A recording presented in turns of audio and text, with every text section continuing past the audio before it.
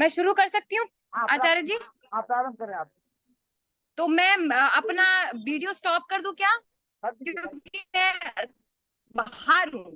कर दीजिए, कोई बात नहीं, कर दीजिए। जी ठीक है। नमस्कार। सबसे पहले तो ओम नमस्कार सभी को। और अपनी कक्षा की शुरुआत हम एक बार मंत्र से करेंगे। ओम का उच्चारण करते हुए एक बार ध्यान लगाएंगे, आंख बंद करके सब। ओम विश्वानि देव सवितरे दुरितानि परासुवा यद्भद्रं तन्नयासुवा। ओम सभी को नमस्कार। तो आज का जो मेरा विषय है वो है सनातन की वैज्ञानिक दृष्टि। और जैसा कि हम सभी ये जानते हैं कि अब हम जिस भी वैज्ञानिक दृष्टि की बात करते हैं उन सभी में हमें अंग्रेजों का नाम दिखाई देता है, उन सभी में हमें पाश्चात्य की झलक नजर आती है। जब भी किसी खोज की या किसी विषय की बात करें, किसी टर्म की बात करें या किसी विमान की बात करें, तो उस सब में हमें एक वैज्ञानिक दृष्टि नजर आती है और एक वैज्ञानिकता नजर आती है। हमें लगता है ये पाश्चात्य ने बनाया है या पाश्चात्य किसी व्यक्ति ने दिया है। हम ऐसा ही देखते हैं और ऐसा ही हमें पढ़ाया भी गया है अभी तक। तो आइए अभी जानते हैं, जितनी भी हमने खोज पढ़ी है या जितनी भी हमने टर्म्स पढ़ी है वो सब वैज्ञानिक है। और कहाँ से आई हैं? वैज्ञानिक तो है ही, तो आई कहाँ से है? क्या वो सच में ही दूसरी कंट्रीज से आई है या फिर वो सनातन की धरती ने या भारत ने वो दी है वो खोज?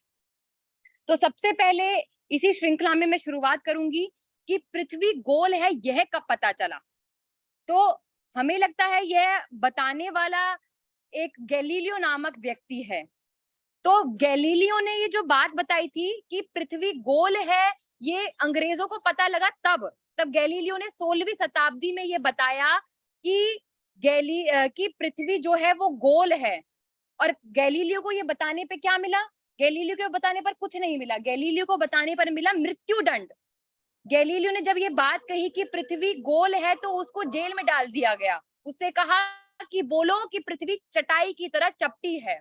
तो उसने कहा कि जब ये वैज्ञानिक दृष्टि से प्रूफ होता है कि पृथ्वी गोल है, तो ये मैं कैसे कह दूं कि वो चटाई की तरह चपटी है।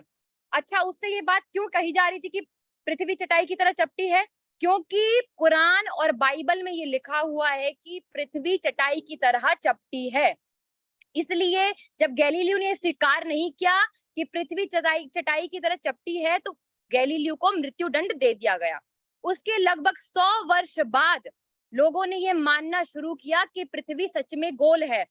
1969 में जब अपोलो सैटेलाइट से ऊपर से चित्र भेजे गए कि पृथ्वी गोल है, तब लोगों ने यह मानना शुरू करा कि पृथ्वी गोल है। 1969 में हमें पता लगा, मतलब उन लोगों को यह पता लगा कि पृथ्वी गोल है। उससे पहले हमारे ऋषि मुनि लाखों वर्ष पहले ये प्रूव कर चुके थे कि पृथ्वी गोल है। एक ऑर्गेनाइजेशन है यूनेस्को करके, एक पाश्चात्य की ऑर्गेनाइजेशन है यूनेस्को करके, जिसका फुल फॉर्म है United Nations Educational Scientific and Cultural Organization. वो ये मानती है कि इस पृथ्वी की, इस दुनिया की, इस विश्व की जो सबसे पुरानी भाषा है वह संस्कृत है। और वही संस्कृत यह बताती है कि पृथ्वी गोल है। अच्छा, कैसे बताती है? हमारे मंत्रों में, हमारे श्लोकों में ये बात आती है। जब भी हमारे गुरुकुलों में बचपन से हमें ये पढ़ाया जाता है, क्या पढ़ाया जाता है? भूगोल। यानी भू मतलब पृथ्वी, गोल मतलब गोल।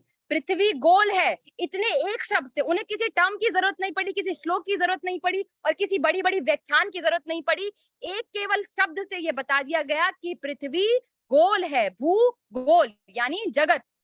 तो जब गैलीलियो ने ये बताया, उसके लाखों वर्ष पहले ही हमारे ऋषि मुनियों ने ये सिद्ध कर दिया कि पृथ्वी गोल है, ऐसा वेदों में लिखा गया है। अच्छा, इसके बाद पृथ्वी सूर्य के चक्कर लगाती है और कितने समय में लगाती है, यह बात हमें कब पता लगी? मानने को हम मानेंगे, एक एस्ट्रोनॉमर स्मार्ट करके एक व्यक्ति हुआ है, हमें लगता है 5वीं शताब्दी में उसने यह बताया है।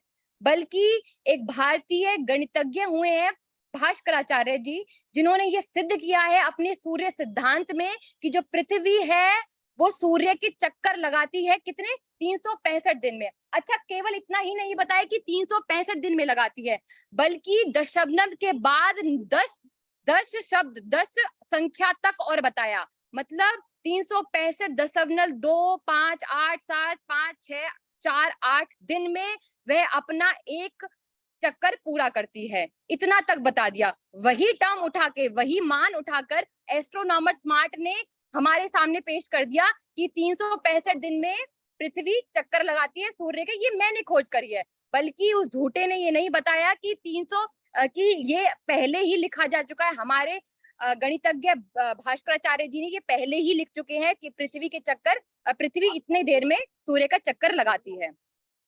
उसके बाद उसके बाद हम ये पढ़ते हैं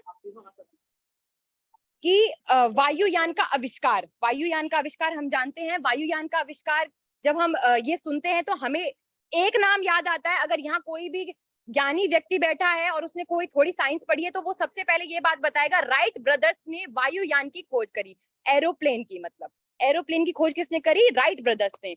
बल्कि एक महाराष्ट्र के एक महान पुरुष हुए शिवकर बापूजी तलपड़े जी, जिन्होंने विमान का निर्माण किया 1896 में और मुंबई के चौपाटी एक नामक एक स्थान है, वहां पर उड़ाया भी। जब शिवाकर बापूजी तलपड़े ने वो विमान उड़ाया तो उस आविष्कार को जब्त कर लिया गया कि आप ये क्या बना दिया और ये क्या है।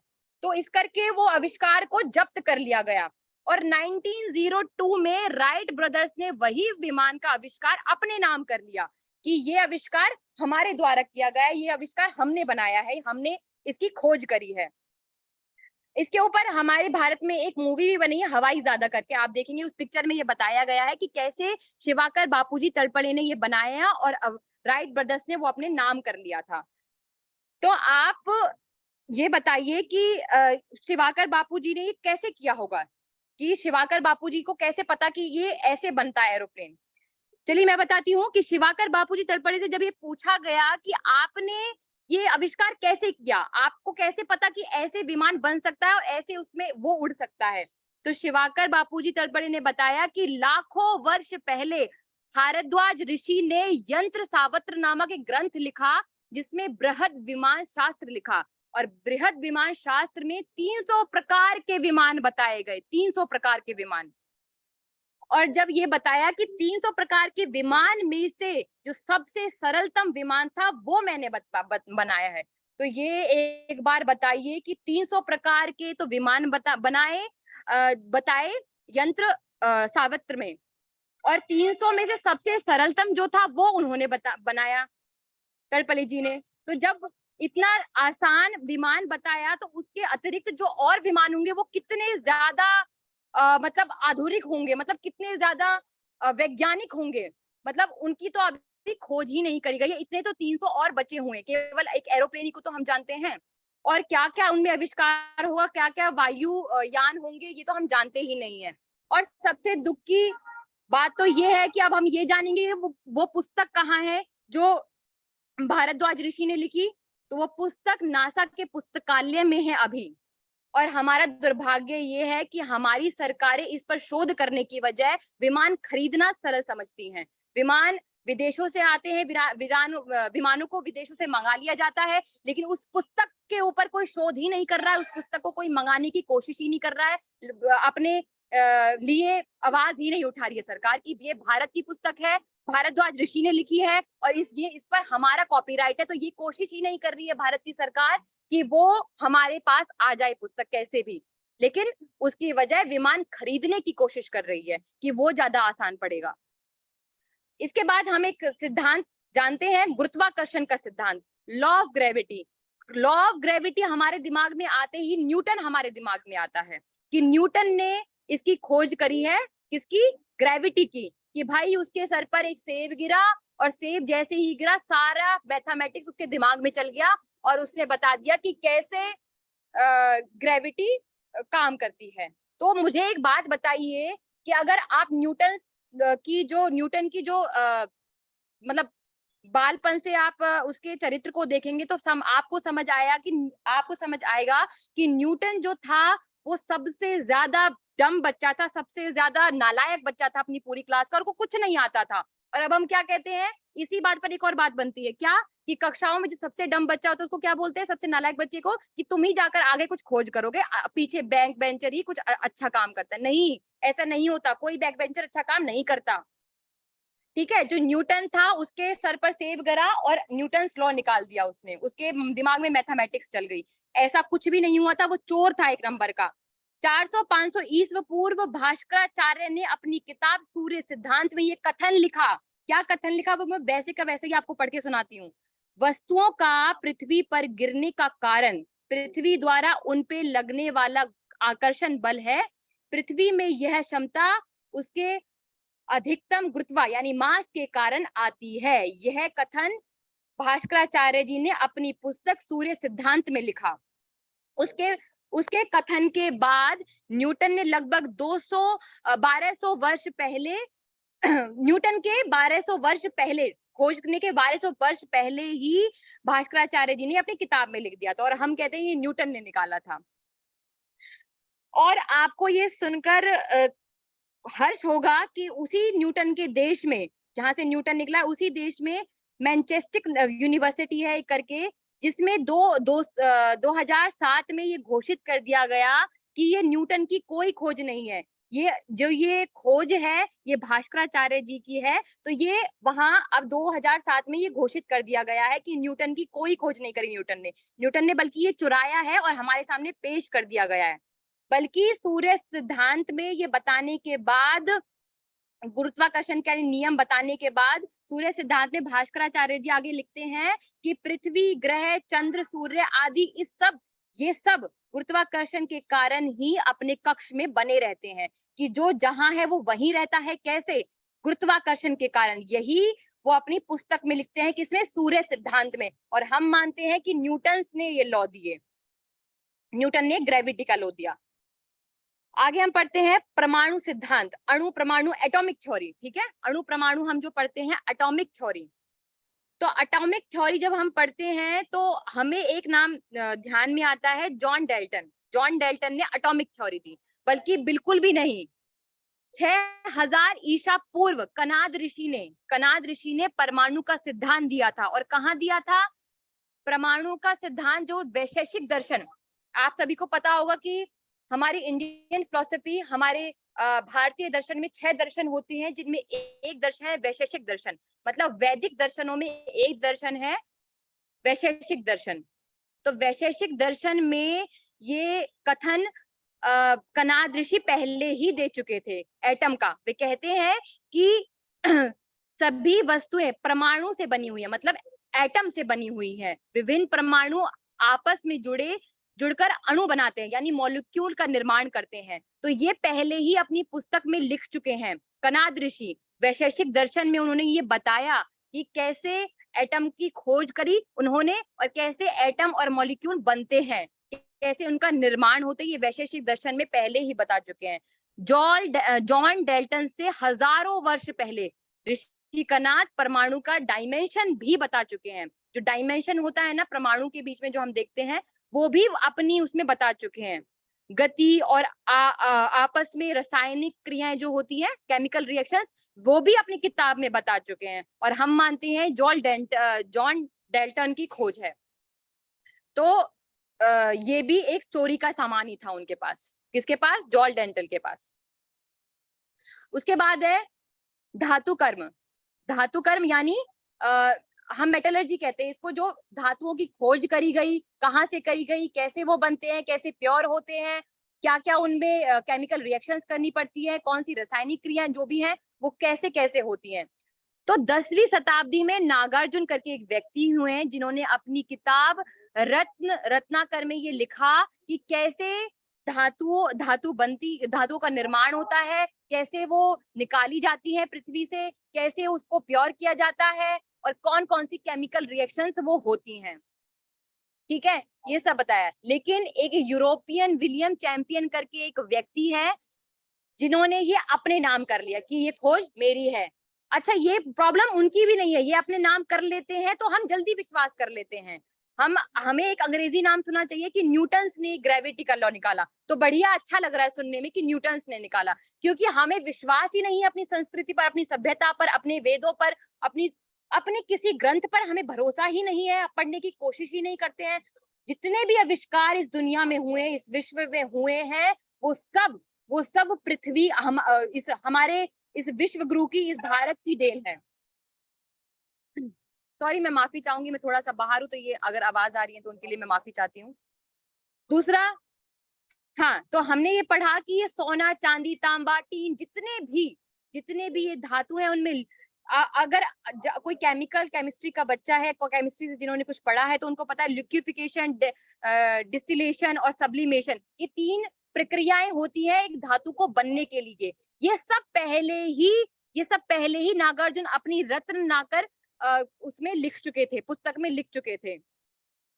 और जैसे, बल्कि इतना ही नहीं, जो लिक्विड मेटल्स होते हैं ना, जैसे मरकरी है, तो इन सब मेटल्स के बारे में भी लिख चुके थे, बल्कि हर मेटल के बारे में उन्होंने अच्छे से विस्तृत में सब कुछ दिया, सब कुछ बताया अपनी पुस्तक में। लेकिन वो यूरोपियन विलियम चैंपियन ने अपने नाम कर लिया, बल्कि 2000 वर्ष पहले ही, उनसे 2000 वर्ष पहले ही नागार्जुन इस सब के बारे में बता चुका था। लेकिन हमने विश्वास किस पे किया? विलियम चैंपियन पे। हमने नागार्जुन पर विश्वास नहीं करा, हमने विश्वास करा विलियम चैंपियन पे। ठीक है, बल्कि कि अब तो विलियम चैंपियन के बाद जो धातुएं हम देखते हैं कि जल्दी से रस्ट लग जाता है लोहे में, मतलब मेटल जल्दी जल्दी खराब होते हैं, तो उन्होंने कुछ क्रियाएं खराब भी बताई थी, लेकिन हमने फिर भी उन्हीं पे विश्वास करा। बल्कि आप देखेंगे कि तांबे की एक मूर्ति है, तांबे की एक मूर्ति बनाई गई थी 500 बीसी में, अभी तक भी वो मूर्ति वैसे की वैसी ही है। दिल्ली में एक लोहा स्तंभ करके, लोहे का स्तंभ है, 400 बीसी में, वो 400 बीसी पुराना, 400 बीसी में उसको बनाया गया था, अभी तक उसमें जंग नहीं लगा, कोई किसी प्रकार का जंग नहीं लगा। ये खोज थी हमारे विद्वानों की, ये खोज थी भारत की। लेकिन जैसे ही वो विलियम ने अपने नाम किया, जैसे ही विलियम चैंपियन ने अपने नाम किया, वैसे ही लोहे में जंग भी लगता है, और वैसे ही लोहा जल्दी खराब भी होता है, और हर मेटल का यही हाल है।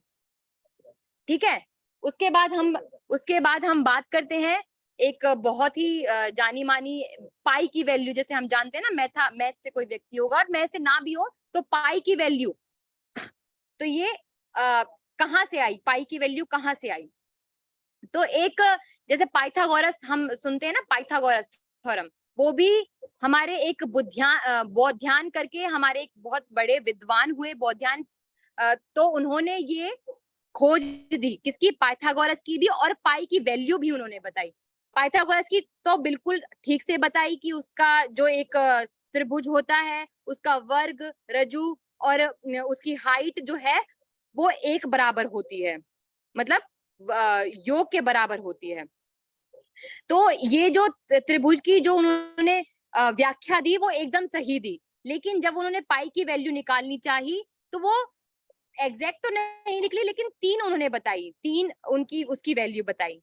एग्जैक्ट नहीं थी ये वैल्यू, बौद्ध्यान ने जो बताई वो एग्जैक्ट नहीं थी। लेकिन उसके बाद 500 ईडी के आसपास आर्यभट्ट ने पाई की जो वैल्यू बताई, वो 4 दशमलव के बाद 4 अंक तक बताई, मतलब 4 अंक तक बताई, 3.1416, ये बिल्कुल एग्जैक्ट वैल्यू थी। ये किसने बताई? ये आर्यभट्ट ने बताई। बौद्ध्यान हो या आर्यभट्ट हो, दोनों ही भारत के विद्वान है, दोनों ही भारत के रत्न है, दोनों ही भारत की भूमि से निकले हुए हैं। ठीक है, लेकिन ये भी अंग्रेजों ने अपने नाम कर लिया। पाई की वैल्यू भी हमने निकाली और पाइथागोरस थ्योरम भी हमने निकाली है, ये उन्होंने अपने नाम कर लिया। हमने जानने की कोशिश ही नहीं करी कि पाइथागोरस थ्योरम आई कहाँ से होगी, वो क्या भारत की है या नहीं है, या सच में अंग्रेजों की खोज है।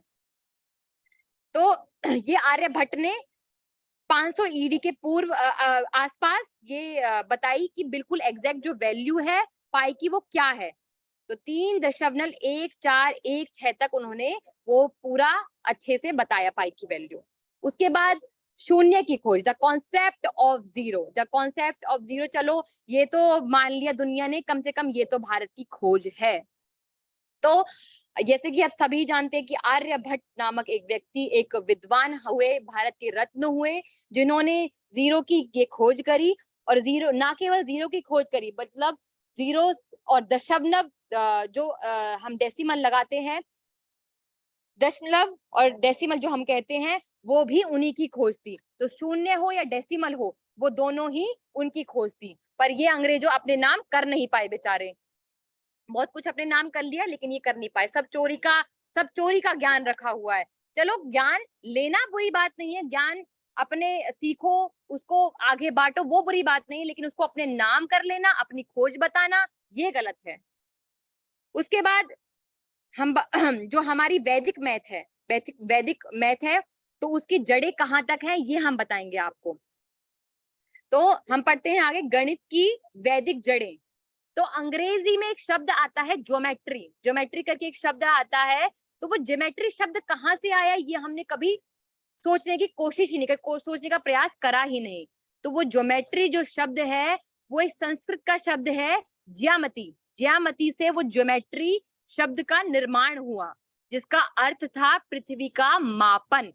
पृथ्वी के मापन के लिए ये शब्द संस्कृत में यूज किया गया, जिसका प्रयोग अंग्रेजों ने किया और उसका अपनी खोज बता दी कि ज्योमेट्री जो शब्द है वो हमारी खोज है। बल्कि उन्होंने ये शब्द चुराया था संस्कृत के शब्द ज्यामिति से, जयमती से। इसी तरह ट्रिग्नोमेट्रिक शब्द सुनते हैं हम, तो ये ट्रिग्नोमेट्री जो शब्द सुनते हैं वो भी संस्कृत का ही देन है, संस्कृत की ही देन है। वो ट्रिग्नोमेट्री शब्द भी वो कहाँ से आया था? त्रिकोणमति से, त्रिकोणमति से वो शब्द आया था ट्रिग्नोमेट्री। तो वो भी संस्कृत की ही खोज थी। उसके बाद भास्कराचार्य जी ने ये 1150 एडी के आसपास अपनी एक पुस्तक लिखी, प्रसिद्ध किस पुस्तक थी वो उनकी? सिद्धांत शिरोमण। शिरोमण में उन्होंने बहुत सारी मैथमेटिक्स, मतलब जो वैदिक मैथमेटिक्स थी उसके बारे में बात करी, और उसके 4 भाग लिखे उन्होंने, 4 भाग बनाए, मतलब उसको डिवाइड कर दिया 4 भागों में। एक था लीलावती। लीलावती तो बहुत प्राचीन और बहुत प्रसिद्ध एक पुस्तक है, इसकी भी एक कथा है, फिर कभी समय लगा तो इसको भी हम आगे बताएंगे लीलावती के बारे में। लीलामती 4 जो पुस्तक भाग थे वो क्या क्या थे? लीलावती, गोलाध्याय, बीज गणित, ग्रह गणित, ये 4 पुस्तकें, ये 4 भाग भास्कराचार्य जी ने 1150 एडी के पूर्व लिखे। उसके बाद उसके बाद हम बात करते हैं एक हमारे जो ग्रहों की कक्षा है, ग्रहों की जो कक्षा, मतलब ग्रह अपने अपने अपने वहीं अपने अपने कक्षा में रहते हैं, या अपने अपने ऑर्बिटल पर घूमते हैं, या कभी डगमगाते नहीं है, वहीं रहते हैं। तो ये भी भारत की खोज थी, ये भी भारत की खोज थी। इसके बाद हम बात करते हैं अपने ध्रुव तारे के बारे में। हमने आकाश में एक बहुत चमकता हुआ तारा देखा है, ध्रुव तारा। तो वो ध्रुव तारा, उसका नाम कैसे पड़ा, कहाँ से आया, या किसकी खोज थी, ये हम बताते हैं आगे। ध्रुव तारा जो है, नाम कैसे पड़ा पहले ये बताते हैं।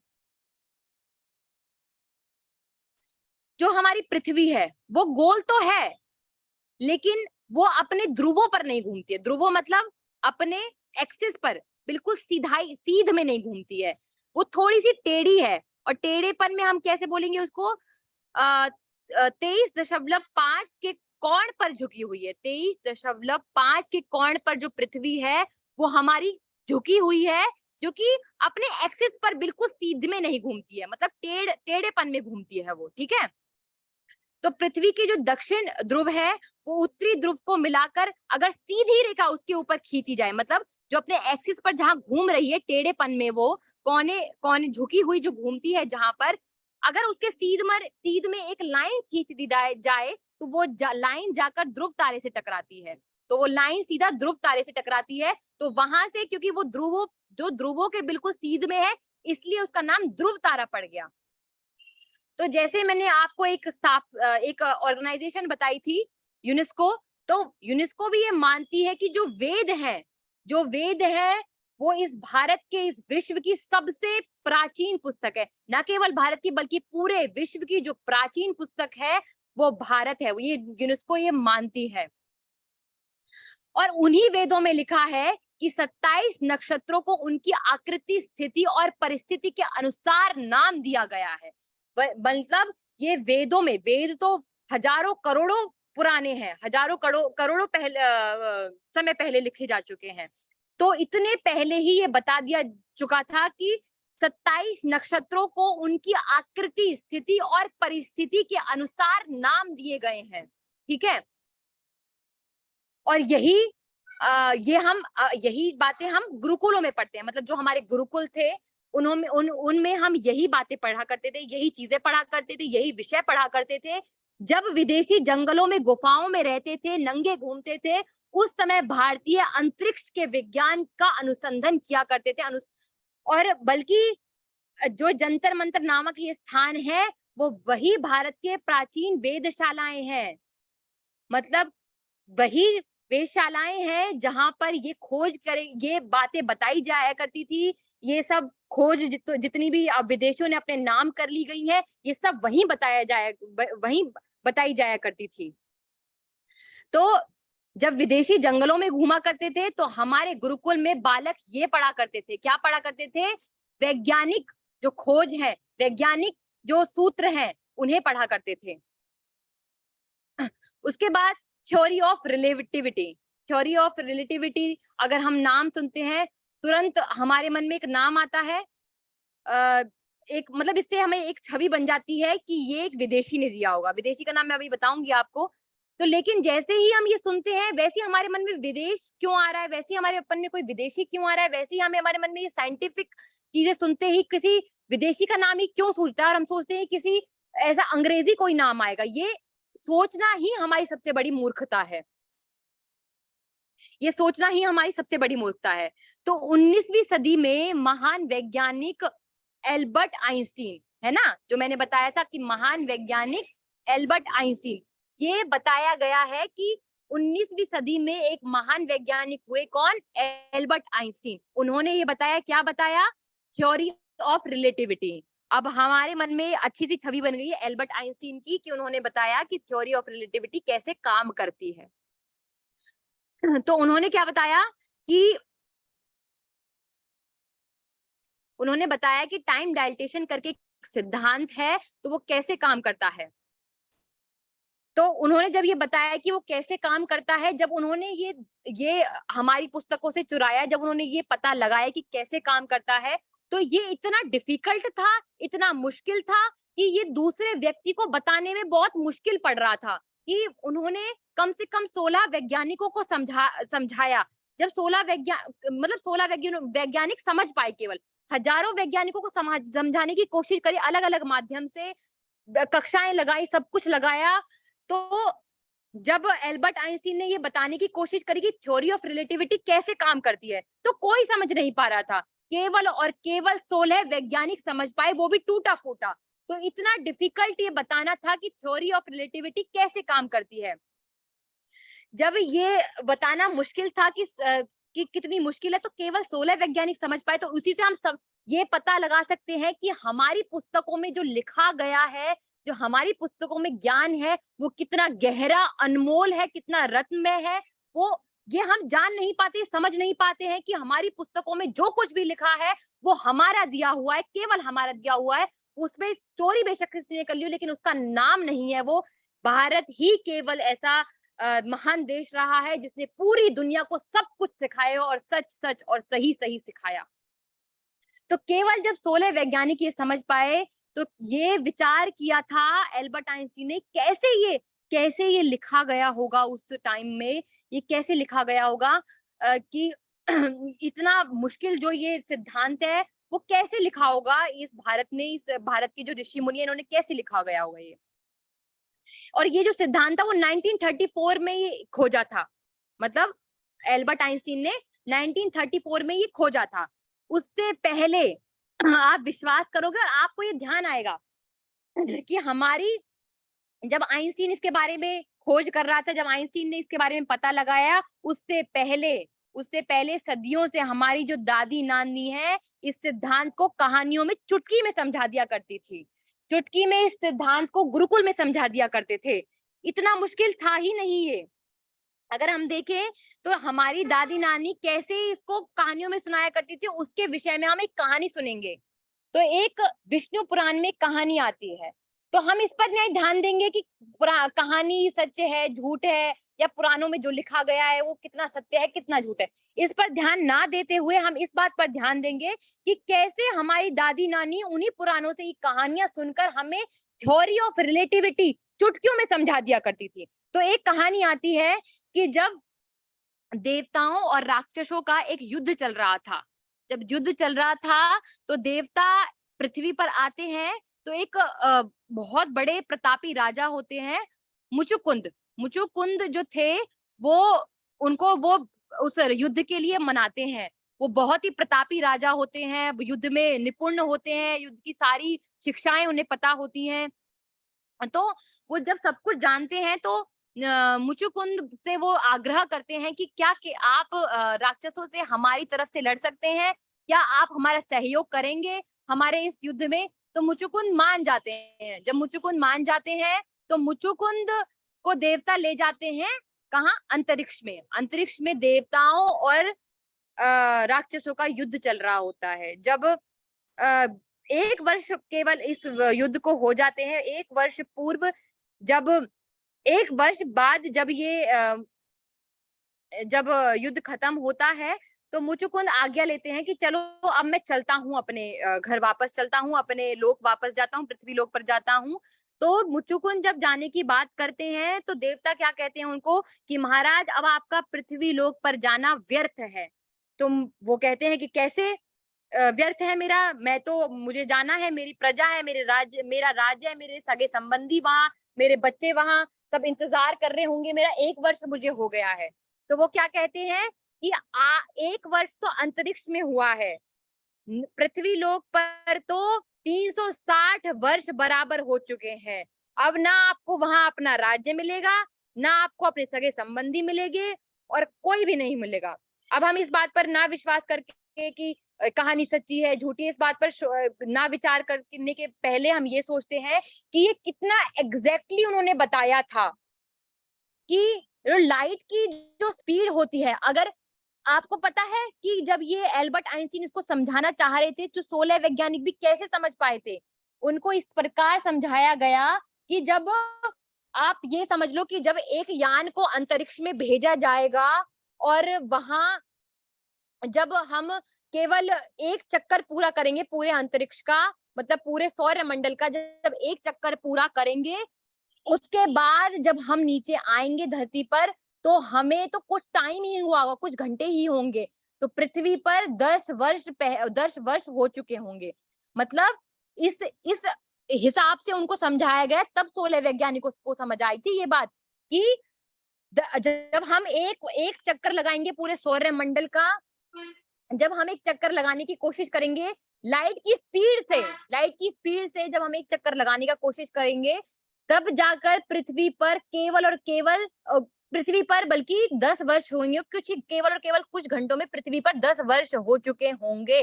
तो इस प्रकार जब समझाया, तब जाकर 16 वैज्ञानिकों को समझ आया था। और यही बात चुटकियों में हमारी दादी नानी हमें समझा दिया करती थी कि थ्योरी ऑफ रिलेटिविटी कैसे काम करती है, लाइट की स्पीड कैसे काम करती है। और इसको समझाने में, इसको समझने में खुद एल्बर्ट आइंस्टीन को सालों लग गए थे इसको समझने में। तो ये भी चोरी हमारे ही पुस्तकों से की गई है, हमारे ही भारत से की गई है। चोर थे बिल्कुल, क्योंकि नाम करना गलत था, पढ़ना, अध्ययन करना, अध्ययन करके उसको उस ज्ञान को बांटना ये गलत नहीं था, क्योंकि क्योंकि भारत तो देने का ही काम करता है। भारत ने तो हमेशा सब कुछ दिया ही है। विज्ञान, शिक्षा, विद्या, सभ्यता, नैतिकता, ये सब भारत की देन है, सब भारत की देन है। केवल और केवल आपको चाहिए एक्सेप्ट करना। हमने अपनी संस्कृति को, अपनी सभ्यता को इतना छोटा समझ लिया है, इतना कम समझ लिया है कि हम ये सोचते हैं कि भारत में जो कुछ भी बनाया गया है वो छोटा ही होगा, कुछ तुच्छ ही होगा। अब लोग भारत में शिक्षा ग्रहण करके विदेशों की तरफ भागते हैं कि पैसा ज्यादा है, पैसा कम भारत में है। ये भी आपके कारण ही है, क्योंकि भारत को हमने हमेशा से ही कम ही आंका है। भारत के वैज्ञानिक, भारत में ये भारत के जो वैज्ञानिक रिसर्च कर करके विदेशों में चले जाते हैं और वो जब रिसर्च यहाँ करते हैं, खोज वहाँ जब रिसर्च का काम यहाँ करते हैं और खोज उन्हें दे देते हैं विदेशियों को, तो वो खोज हो जाती है विदेशियों की। लेकिन हमारे यहाँ से तो इतने बड़े-बड़े साइंटिस्ट, इतने बड़े-बड़े ऋषि मुनि जिन्होंने वैज्ञानिक की ऐसी-ऐसी बातें बताई जो विदेशों में तो मतलब समझना ही मुश्किल था। वो सब हमारे ऋषि मुनियों ने हमें ऐसे ही समझा दिया था। पुस्तकों में सूत्रों के, मंत्रों के, इनके आधार पर हमको सब कुछ समझा दिया गया था। इनके माध्यम से हमको सब कुछ समझा दिया गया था। लेकिन हमने समझना चाहा अंग्रेजी को। बल्कि यूनेस्को ये भी मानता है कि जितनी भी भाषाएँ हैं इस पूरी दुनिया में, जितनी भी भाषाएँ हैं, वे केवल और केवल संस्कृत से निकली हुई हैं। एकमात्र भाषा संस्कृत से निकली हुई है सारी भाषाएँ। तो अभी मैं इसको यहीं समाप्त करती हूँ इस विषय को।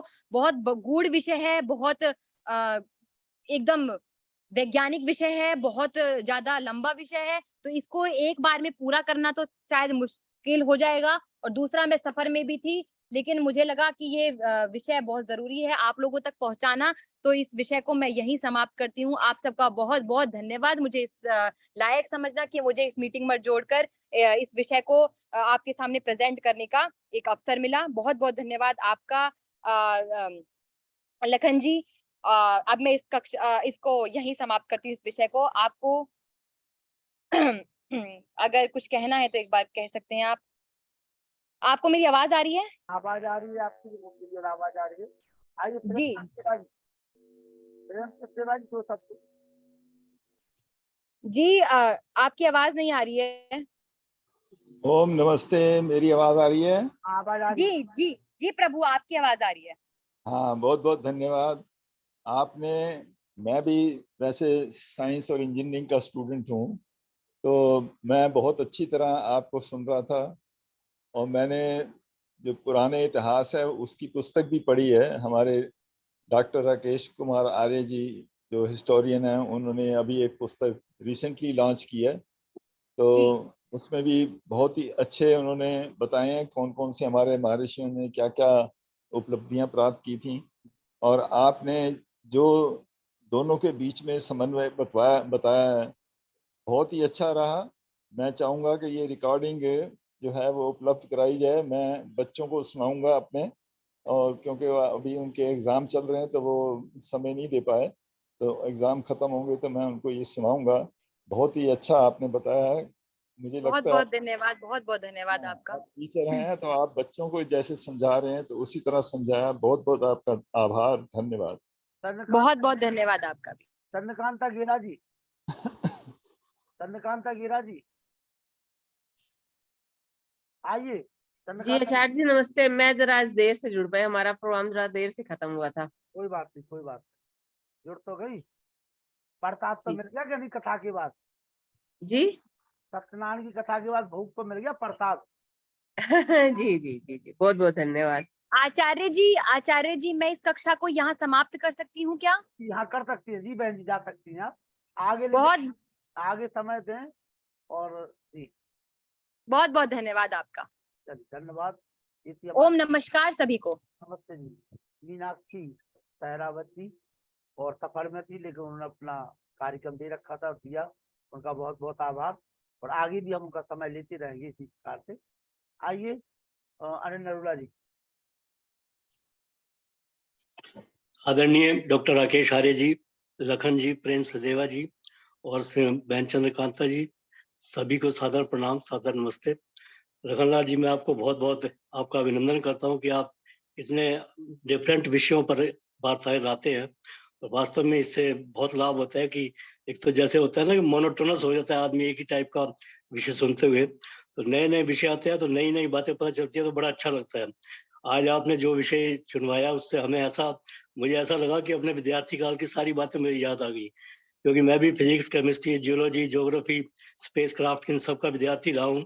और वो सारी टर्म्स जो है आज मन में ऐसे घूमने लगी कि मतलब जैसे ये समझिए कि सन 70 से लेके और सन 2000 तक जो हम पढ़ते रहे वो सारी बातें इसमें नजर आ रही थी और सुनाई दे रहा था। तो बड़ा ही अच्छा लगा, बड़ा ज्ञानवर्धक रहा। और जिन्होंने इस बारे में नहीं जानकारी होगी जिनको, उनको तो बहुत ही लाभ हुआ होगा।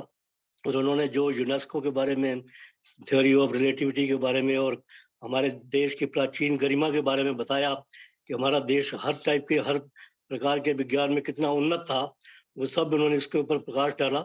इसके लिए उनका तो बहुत बहुत धन्यवाद है। लखन जी, आपका बहुत बहुत धन्यवाद। धन्यवाद जी। धन्यवाद। आचार्य बलदेव जी, आचार्य बलदेव जी, आचार्य बलदेव जी, जी आचार्य बलदेव जी, भोगीराम जी म्यांमार, भोगीराम जी, मुनि जी आप आ जाइए।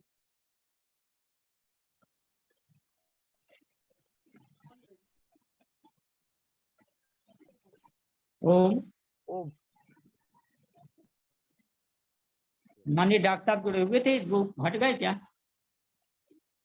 कुछ करना है? हाँ, डॉक्टर राकेश कुमार जी जुड़े थे। अब वो हट गए हैं? चलिए, हाँ, हमारे बीच में आज सनातन की वैज्ञानिक दृष्टि के रूप में हमारी बहन मीनाक्षी सहरावत जी बहुत अच्छी प्रस्तुति हम लोगों के बीच में रखी है। जैसा कि हमारे सम्मानित नरूला जी बोल रहे थे, वास्तव में बड़ा सामंजस्य बना करके, जैसा कहा है ना, नूतन और पुरातन, तो नूतन वालों ने पुरातन की नकल करके हम लोगों के बीच में रखने की कोशिश की थी और उसको सहरा अपने ऊपर बनवा लिया अपने साथ। जबकि हमारी वैज्ञानिक ऋषि डॉक्टर साहब लिख रहे हैं ना, वो 50 वैज्ञानिक ऋषियों की, उसमें सारे ऋषियों का बखान बहुत अच्छे से किया हुआ बता रहे। और उन लोगों ने अपने अपने स्तर से, कहते ना वो एक विकासवाद का, हमारे पूर्वजों को बंदर बना गया वो है, और हम लोग बड़े गर्व से उसको पढ़ते हैं, पढ़ाते भी हैं। और मैं तो कहता हूँ शिक्षक संस्थानों में, सरकारी स्कूलों में वो लोग तो लड़ने के लिए अध्यापक खड़े हो जाते हैं। वो कहते हैं कि तुम लोग, यहाँ के लोगों ने कुछ भी नहीं किया, भारतीय विदेशियों ने सब कुछ दिया हम लोगों को वैज्ञानिकता की दृष्टि से, जबकि उनको पता नहीं है। क्योंकि उन्होंने जैसा कहा गया ना कि उनको हमारी भारतीय संस्कृति के बारे में पता नहीं है, सनातन संस्कृति, वैदिक संस्कृति का पता नहीं है, क्योंकि उन्होंने ये ग्रंथ देखे ही नहीं। और जिन लोगों को इन ग्रंथों पर अधिकार जताने का, जो अधिकार जता रहे हैं, उनको भी पता नहीं है, उन्होंने भी इन ग्रंथों को नहीं पढ़ा है। और पौराणिक व्यवस्था में वैज्ञानिकता है, इसमें कोई दो राय नहीं, लेकिन उसमें इतना अनर्गल प्रलाप, इतनी मतलब ऐसी कहानियां भर दी गई हैं कि उनको महर्षि जी ने तो कहा था नहीं, जैसे वो विषाक्त अन्न होता है, अच्छे भोजन बना लिए, उसमें थोड़ा सा भी अंत विषाक्त हो गया तो उसके पूरे भोजन को छोड़ देते हैं। इसी प्रकार से इन चीजों को छोड़ने के लिए कहा था, लेकिन इनको समझने, क्योंकि उनसे पूछा गया तो उन्होंने यही कहा, महर्षि दयानंद जी ने, इसको बहुत कम विद्वान लोग ही समझ पाएंगे, आम आदमी तो इसका पूरा का पूरा ग्रहण करेंगे और वो झूठ पे सिद्ध हो जाएगा। यही हमारे धर्मों ग्रंथों के साथ में हुआ भी है। तो इन लोगों ने नहीं पढ़ा, और जिन लोगों ने पढ़ा है वो बात रख नहीं पाए हैं। लेकिन इस उनके माध्यम से इस श्रृंखला में जो विद्वान लोग आ रहे हैं, विदेशी महिलाएं आ रही हैं, बहनें आ रही हैं, वो वास्तव में हम लोगों के बीच में उन तथ्यों को रख रही हैं। तो हमारा दायित्व बनता है कि हम उन पर विचार करें और शालीनता से, सामंजस्य बना के उन लोगों से बात करें जो हमारी संस्कृति को ऐसे राह पर खड़ा करके नष्ट करना चाहते हैं या उसको विदेशियों के पीछे ढकेलना चाहते हैं। तो हमारा तो यही दायित्व बनता है कि हम सब लोग मिलकर के उस पर आपसी में बैठ करके विचार विमर्श करें और उन बातों को रखें जो वास्तविक रूप से हमारे सृष्टि क्रम से उन ऋषियों ने हमको दी हुई थी। सारे आविष्कार, सारी खोजें हमारे ऋषियों के माध्यम से, मैं तो कहता हूँ जो कालगणना बताई जाती हैं, मैं उसमें पूरा समझता हूँ। मैं तो कहता हूँ कि सत्य बात ये कहता हूँ कि लाखों लाखों करोड़ों करोड़ों वर्ष से हमारे उन वैज्ञानिकों ने इन तथ्यों को रखा था। भले हम भास्कराचार्य जी को ले लें, चाहे दूसरे वैज्ञानिकों को ले लें, लेकिन उनने कहाँ से प्राप्त किया, उनकी खोज नहीं थी। जैसे महर्षि जी, मैं कहता महर्षि जी ने स्वयं स्वीकार किया हुआ है इस बात को। वो हर बात जगह कहते हैं कि जी मेरा कुछ नहीं है, तो आपके उन वैदिक ग्रंथों का मैं सार आपके रूप में रख रहा हूँ। उन ग्रंथों को जिसको आप पढ़ना, सुनना या समझना भूल गए थे, उनको मैं आपके सामने रख रहा हूँ। तो इस बात को बार बार महर्षि जी स्वीकार करते रहे, हम कहाँ लगते हैं। तो हम इसको कहते हैं कि जिस ऋषि ने, भारद्वाज ऋषि ने, भास्कराचार्य जी ने, जिसने भी जो बात हमारे सामने रखी है, उसके पूर्ववर्ती ऋषियों ने से उनको मिली, फिर उनको और पूर्ववर्ती ऋषियों से मिली। ऐसे चलते चलते वेद की व्यथा से जीवा सारी बातें निकल के आई।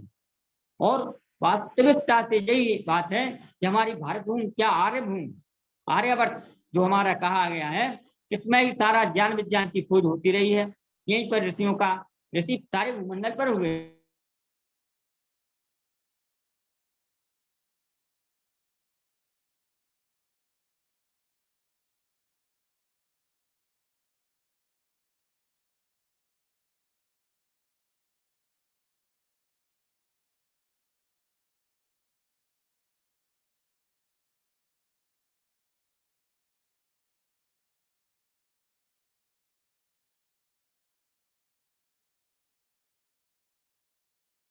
करते ही हैं, और कहाँ उन लोगों के बीच में रखना चाहिए, तो सौभाग्य अपना समझते हैं हमको। ओम।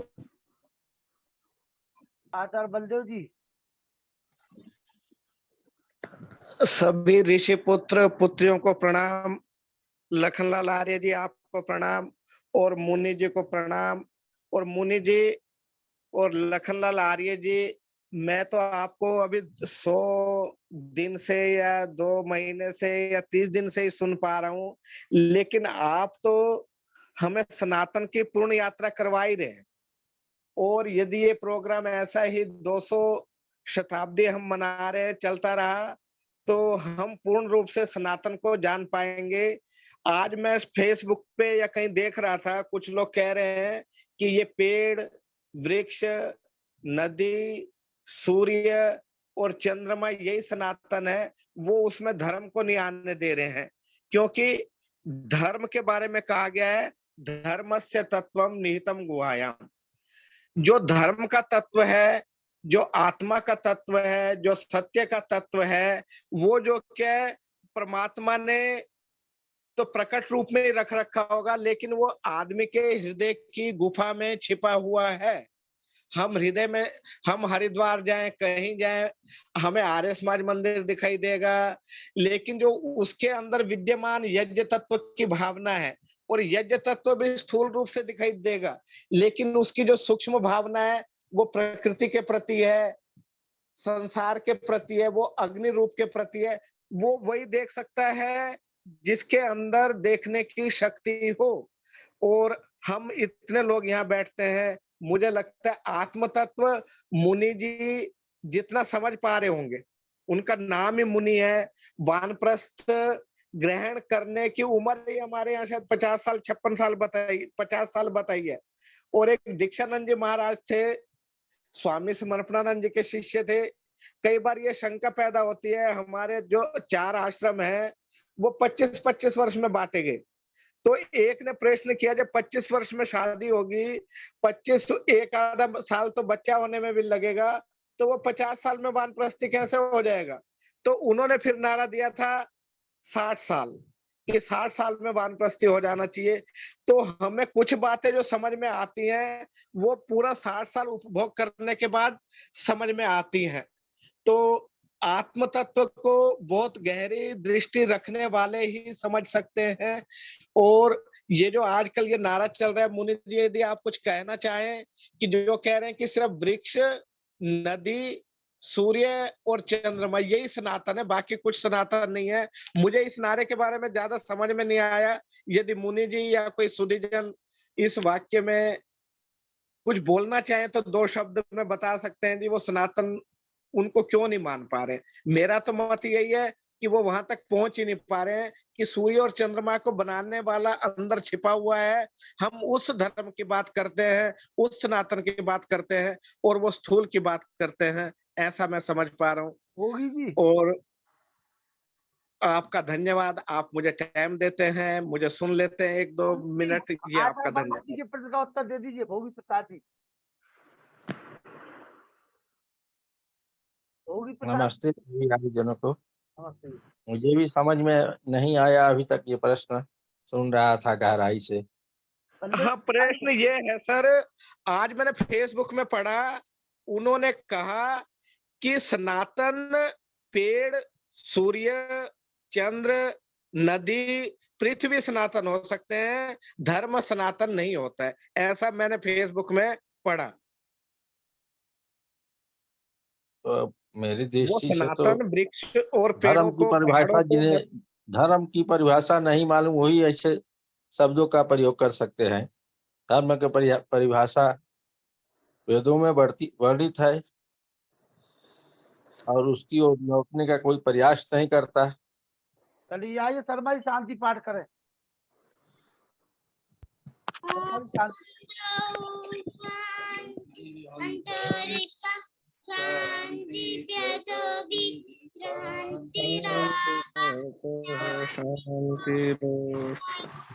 शांति वनस्पतयः शांति विश्वेदेव शांति ब्रह्म शांति सर्वं शांति शांतिरेव शांति क्षमा शांतिरेधि ओम शांति शांति शांति।